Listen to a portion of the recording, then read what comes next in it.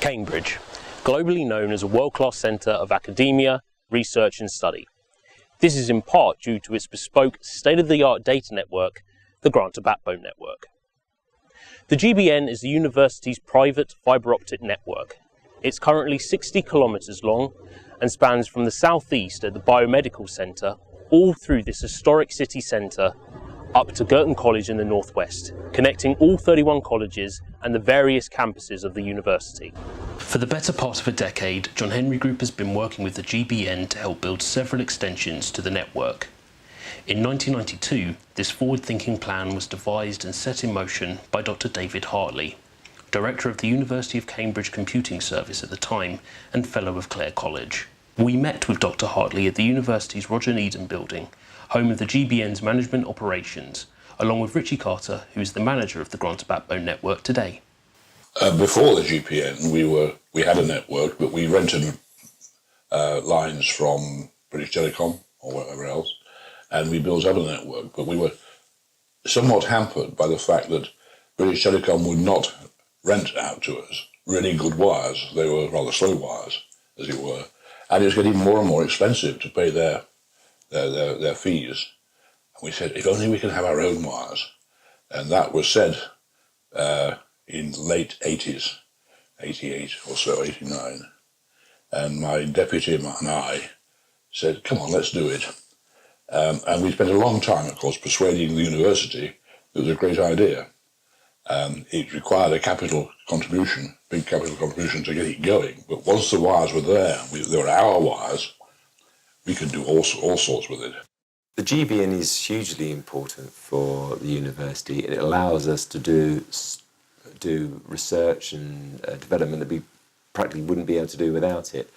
On the day-to-day, it runs our Cambridge University data network, which distributes the internet and telephone system. But the value added that it allows us to do is for the biosciences and the physics sciences to move massive data sets around the city over to places like the data centre and between each other. So it's the day-to-day stuff is great, and it also saves us a huge amount of money. If we went to the commercial world to try and get the speed of network that we currently have, it would cost us an inordinate amount of money. It's difficult to quantify, but I would say it would be in the millions of pounds of the year that it saves, but it's the value added that it allows us to do. It's the research grants that we are able to apply for, and it's the research and development we're allowed to do that is really the extra value that it adds to the university. Part of the beauty of the fibre, or having a fibre optic network, is that it is so adaptable. So what it was used for back in the early 90s, although it's still very much a similar thing now, it's shifting data. Although we have a slightly different emphasis that we do now, it's just so adaptable, a fibre optic network, and so expandable. It has the beauty of having that flexibility. It was a very brave thing to do. Thank God it was done. Cambridge is spread out across the city. The departments and the colleges occupy half the city in their spread, and the idea that we could link all those things together using communications bought from a telecommunications operator would have just been horrendous. At the time, 25 years ago, I don't think people saw how important that was generally. I think David did, and by doing what he did, he's left us in a fantastic position where everything is connected up under our control. Any technology that we want, any configuration that we want, it's all within our ability to do that. The Granta backbone network is more than just a secure internet connection. It enables a variety of enterprises to achieve some really groundbreaking things. We sat down with Ian, Adrian and Serena, who told us about the work that they do and how the GBN has facilitated their projects. We spoke with Ian Tasker at the University of Cambridge's securely located data centre. We here at the data centre provide centralised facility for the hosting of IT and computing and storage equipment for university-wide computing.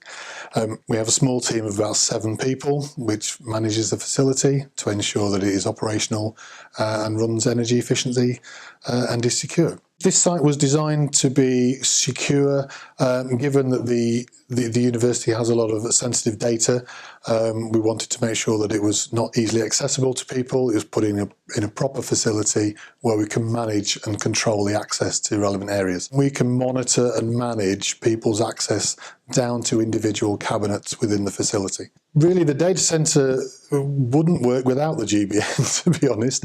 The GBN is fundamental to what we do. It gives us the diverse routing and the security of the connectivity to the rest of the university to enable us to have a facility that can provide services across the university estate. Having the GBN gives us real assurance on the security of our data transmission between the various buildings that we have, both between the data centres and between the wider university community.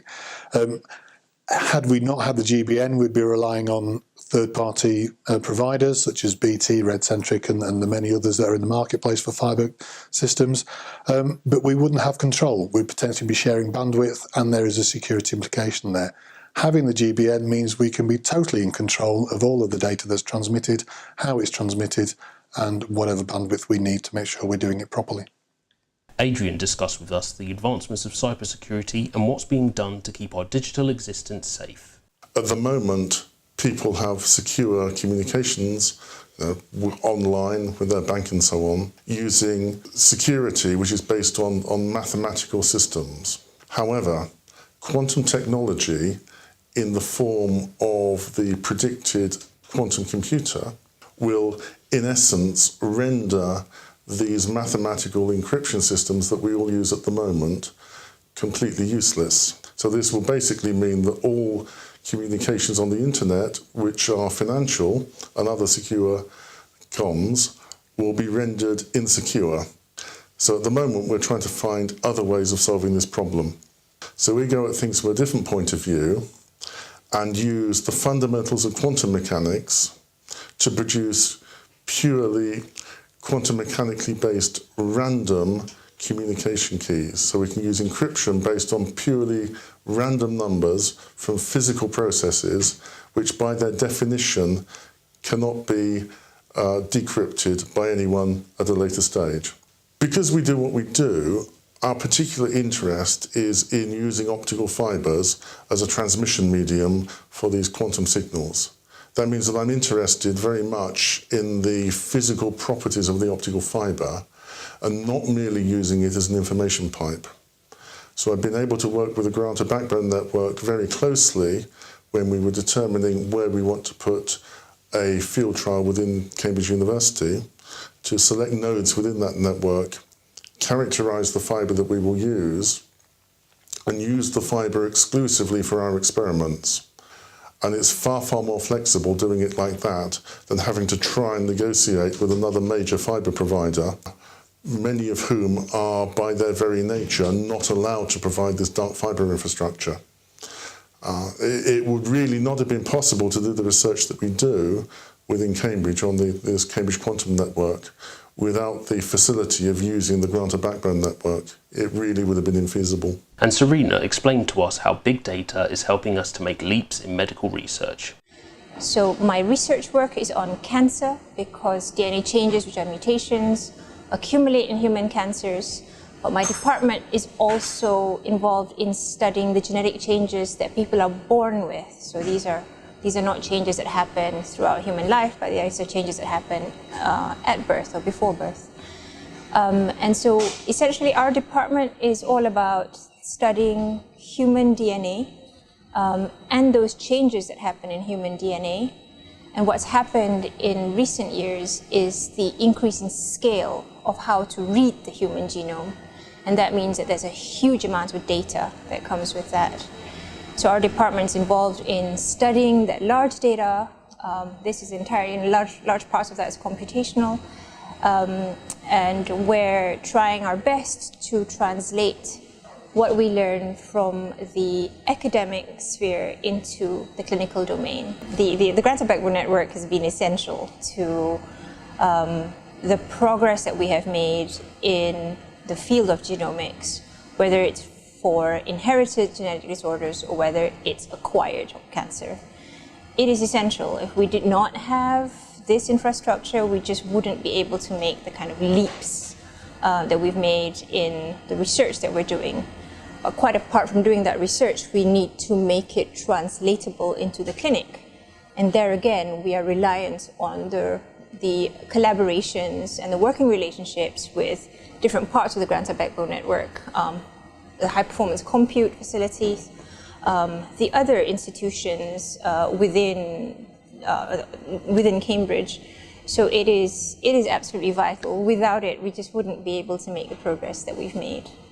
It allows us to do it very, very quickly. We almost take it for granted. We just cannot make the speed of discovery and translation. We cannot do that without the kind of infrastructure that we've sort of taken for granted, but it's all there, and it's essential for us to make that progress. And it's not just in the private sector that the GBN can be utilised. If you're walking through Cambridge, you may find yourself using the network on your smartphone. So when the Tour de France came through Cambridge, the local authority asked us to help out in providing some public Wi-Fi for people. So in certain locations around the city, there are still public Wi-Fi is available, run over our infrastructure, and therefore, at the end of the day, running over Granta, which provides public Wi-Fi access. It's a joint activity between the university and Cambridge County, and that's quite clear if you log on and access that's who it's provided for. So we've seen what can and is being done with the help of the GBN. Cybersecurity, advancements in biochemistry, and even massive data storage. But this barely scratches the surface of what the GBN has been facilitating since 1992. Without the GBN, a lot of these things couldn't happen. So what are the plans for this vital network to continue helping these institutions, and what are the aspirations for the future? Well, there's lots of different plans, and we might be expanding in different ways. But one of the things that I think is more likely to happen than not is that we need a second data center in a remote location, and of course that raises issues that if it's too remote and it's not on the Granta Backbone Network, then all of a sudden we've changed the property we had about speed of light delays. So we may have to put it 10 or 15 miles out of Cambridge, but it would just be crazy not to interconnect it with the Granta Backbone Network and possibly 2 connections for redundancy purposes. So that's a big project that we'll probably see in the next few years. Construction of the network has been a learning curve for both John Henry Group and the Granta Backbone Network team. Cambridge is a unique city, and its university has been fantastic at combining its massive history with its forward-thinking vision for the future. And it really has been a privilege for the John Henry Group to be involved in this innovative project.